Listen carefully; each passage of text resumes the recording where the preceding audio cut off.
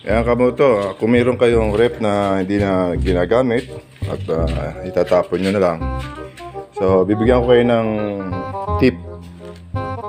Yan. Para maging magamit ulit. Yan o. Filling rod, gloves. Yan o. Naging storage ko siya. Yan. Uy, hindi machine ko. Diba? Oo. Dati mga pagkain laman nito. Ngayon, hindi na pagkain. Sarap na.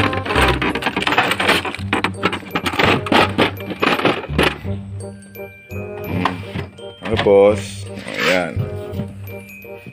Ito yung mga frozen na meat. Ngayon, hindi na frozen yan. Frozen tools na. Okay. Yun lang. Kung nagustuhan nyo yung video,